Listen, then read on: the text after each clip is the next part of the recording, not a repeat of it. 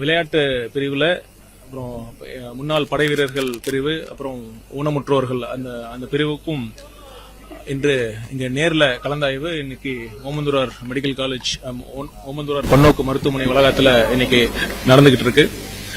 இந்த நேரத்தில் நம்ம உங்களுக்கே தெரியும், நம்ம பட்ஜெட் செஷன் நடந்துகிட்டு இருக்கு. மானிய கோரிக்கை நம்ம எல்லாரும் தயார் பண்ணிட்டு இருக்கிறோம். திங்கட்கிழமை மருத்துவத்துறைக்கான மானிய கோரிக்கை, அதில் அந்த பணிகளை நம்ம எல்லாம் இருந்துட்டு இருக்கோம். இருந்தும் இந்த மாணவர்கள் தேர்ச்சி பெற்ற மாணவர்களுக்கு நேரில் வந்து நம்ம அவங்களுடைய அந்த அப்பாயின்மெண்ட் ஜாயினிங் ஆர்டர்ஸை நம்ம கொடுக்கணுங்கிறது தான் முதலமைச்சர் அவர்களுடைய எண்ணம். அதற்காக தான் நம்ம நேரில் வந்து அவங்களுக்கு எல்லாம் கொடுத்துருக்கோம். இந்த நீட் தேர்வில் வெற்றி பெற்ற மாணவர்கள் அனைவருக்கும், அவர்கள் பெற்றோர்களுக்கும் இந்த அரசின் சார்பாகவும் முதலமைச்சர் அவர்கள் சார்பாகவும் மனமார்ந்த வாழ்த்துக்களை தெரிவித்துக் கொள்கிறேன். அனைத்து மருத்துவர்களும் அவங்க துறையில மிகப்பெரிய ஒரு சாதிக்க வேண்டும். இந்த சமுதாயத்திற்கு அவர்கள் ஒரு நல்ல ஒரு சேவை ஆற்ற வேண்டும் என்று இந்த நேரத்தில் தெரிவித்துக் கொள்கிறேன். சார், இந்த 7.5 ரிசர்வேஷன் லாஸ்ட் ஏடிஎம்கே பீரியட்ல இருந்து எக்ஸிஸ்டிங்கா இருக்கு. நீட்டுக்கு எதிரான நம்மளோட பேட்டரி லீகல் வேலை இருந்தாலும் லாஸ்ட் கலையரசன் கமிட்டி ப்ரொபோஸ்ட் வந்து 10% இருந்தது. நம்ம அதை 7.5ல இருந்து இன்னும் 2.5% அதிகரிக்கிறதுக்கான வாய்ப்புகள் இருக்கா இந்த நீட்டுக்கான லீகல் பேட்டரி முடிகிற வரைக்கும்? நீங்க சொன்ன மாதிரி இப்ப இந்த செஷன்ல கூட இந்த பட்ஜெட் கூட்டத்தொடரில் கூட நம்ம இந்த அரசு நீட்டுக்கு எதிரான தீர்மானத்தை நம்ம கொண்டு வந்தோம். ஒரு மனதா நம்ம நிறைவேற்றி இருக்கிறோம். நம்ம நீட்ல அனைத்து அரசியல் கட்சிகளும் ஒரு மனதாக இது நமக்கு தேவையில்லை, இது மாநில உரிமைகளுக்கு எதிரானது, ஏழை எளிய மக்களுக்கு எதிரானது, இதனால நம்ம தனியார் பயிற்சி நிறுவனங்கள் தான் பயனடைகிறாங்க அப்படின்னு நம்ம தொடர்ந்து சொல்லிட்டு இருக்கோம். நான் டெல்லி சென்ற போது அந்த உறுப்பு மாற்று அறுவை சிகிச்சை தொடர்பாக நம்ம மாநில அரசு சார்பாக விருது பெற நான் டெல்லி சென்ற பொழுது கூட ஒன்றிய சுகாதாரத்துறை அமைச்சரை நேரில் சந்திச்சு நம்மளுடைய ஒரு கோரிக்கை மனுவெல்லாம் அளிச்சோம். அது முதல் கோரிக்கையே நீட் வேண்டாம் என்பதுதான். நம்ம அதனால் தொடர்ந்து நம்ம அரசு சார்பாகவும் சொல்லிட்டு இருக்கோம், சட்ட போராட்டத்தின் மூலமாகவும் நம்ம சொல்லிட்டு தான் இருக்கோம். கண்டிப்பா நம்ம எல்லாரும் யுனைடடா இருந்தா நிச்சயம் ஒரு நாள் நமக்கு அந்த நம்ம மாநில உரிமையை பெற்றுக்கொள்வோம் அப்படிங்கிற நம்பிக்கை இருக்கு.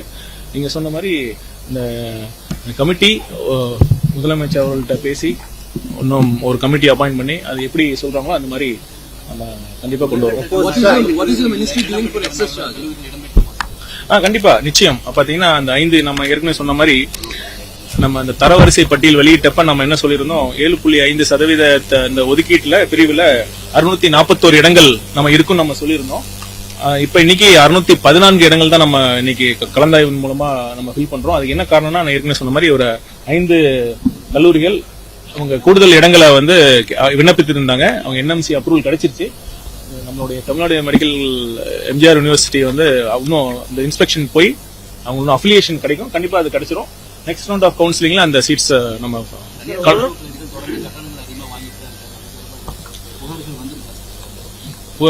வந்துட்டு தான் இருக்கு. அதாவது பாத்தீங்கன்னா யூஜி மட்டும் இல்ல, பிஜி படிக்கிற மாணவர்கள் கூட அதிக கட்டணம் வசூலிக்கிறாங்கன்னு ஒரு புகார் வந்துட்டு தான் இருக்கு. இன்னைக்கு கூட ஒரு மாணவர், எனக்கு தெரிந்த ஒரு மருத்துவர் மூலமா ஒரு புகார் வந்துச்சு. நான் திரும்ப அனைத்து தனியார் மருத்துவக் கல்லூரிகளுக்கும் இந்த அரசின் சார்பாக நான் ஒரு ஸ்ட்ராங்கான ஒரு மெசேஜ் சொல்லிக்கொள்ள விரும்புகிறேன். நம்ம என்ன ஃபீ பிக்ஸ் பண்றோமோ அதை மட்டும் தயவு செய்து நீங்க அனைவரும் மாணவர்கள்ட்ட நீங்க வசூலிக்க வேண்டும். அதை மீறி நீங்க வசூலித்தால் இந்த புகார் தெரிவிக்கும் பட்சத்தில் ஒரு வெளிப்படையான ஒரு என்கொயரி, ஒரு விசாரணை மேற்கொண்டு குற்றம் நிரூபிக்கப்பட்டால் கண்டிப்பாக சட்டப்படி நம்ம நடவடிக்கை எடுப்போம். அதனால மீண்டும் ஒரு முறை அனைத்து தனியார் கல்லூரி அந்த கல்லூரிகளுக்கும் நாம தாழ்மையுடன் கேட்டுக்கிறது என்னன்னா, தயவு செய்து அதிக கட்டணம் வசூலிக்க வேண்டாம் என்பதை தான் நான் கேட்டுக்கிறோம். Most of these complaints are anonymous because they could not come forward with their identity. So how do you go ahead legally? See, this is the problem with most of the complainants, because they are when we go for an inquiry, they are not able to come forward and submit this evidences. When we call for their bank statements on proof of payment, they are not able to produce this evidence. That is the reason why we are not able to proceed in those cases. But in few cases we are able to get these evidences, but definitely we will act on them. Sir, இப்ப இந்த அரசு மருத்துவமனைகள்ல இன்னைக்கு வந்து maintain பண்றதுக்கான funds இல்ல அப்படின்ற மாதிரி இந்த பட்ஜெட்ல இல்ல, அதான் திங்கட்கிழமை தான் மானிய கோரிக்கை வரப்போது.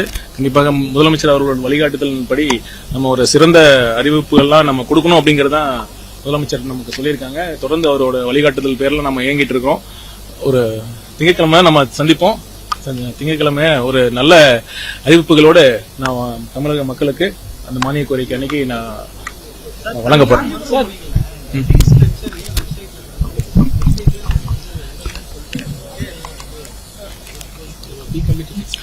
நம்ம அந்த ஃபீ தனியார் மருத்துவக் கல்லூரிகள்லாம் எந்த அளவுக்கு ஃபீஸ் வசூலிக்கணும் அப்படிங்கிறது இந்த ஃபீஸ் கமிட்டி மூலமா தான் இருக்கு. அது கண்டிப்பா நம்ம டிரான்ஸ்பரண்டா தான் இருக்கும் நினைக்கிறேன். டிரான்ஸ்பரண்டா தான் இருக்கும் கண்டிப்பா. அரசு மருத்துவமனையில மின் தட்டுப்பாடு ஏற்பட்டது கரண்ட் இல்லாம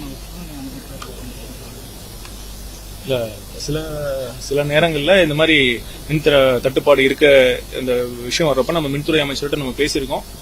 குறிப்பா மருத்துவமனைகளுக்கு தடையற்ற மின்சாரம் கிடைக்கணுங்கிறது தான் நம்ம சொல்லியிருக்கோம். இப்ப பாத்தீங்கன்னா எங்கேயுமே மின்தடை இல்லாத ஒரு சூழல் தான் உருவாக்கணுங்கிறதா முதலமைச்சர் சொல்லிட்டு இருக்காரு. அது கண்டிப்பாக அது அனைத்து இந்த பிரச்சனை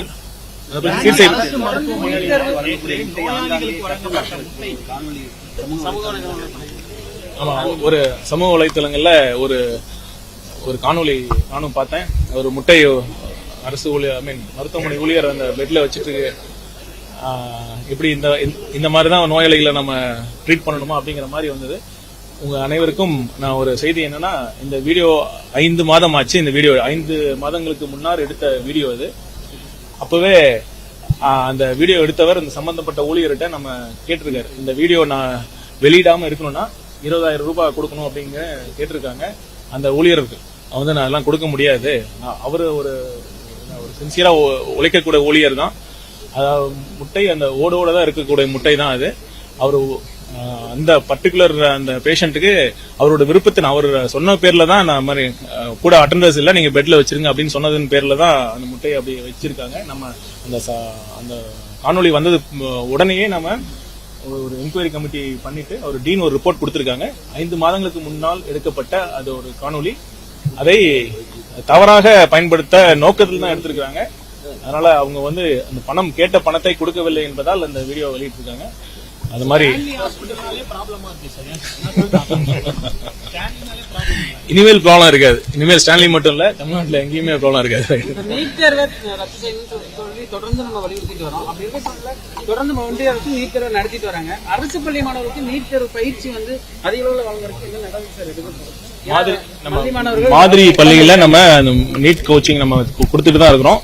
ஒரு பக்கம் நம்ம தமிழ்நாடு நீட்டுக்கு விலக்கு அளிக்கணும், நாடு ஃபுல்லா நீட் இருக்கக்கூடாதுன்னு நம்ம போராடிட்டு இருக்கோம். இன்னொரு பக்கம் நம்ம வேற வழி இல்லாம அதற்கான தயாரிப்பு பணிகளும் நம்ம ஈடுபட்டுருக்கோம். நன்றி. தேங்க்யூ.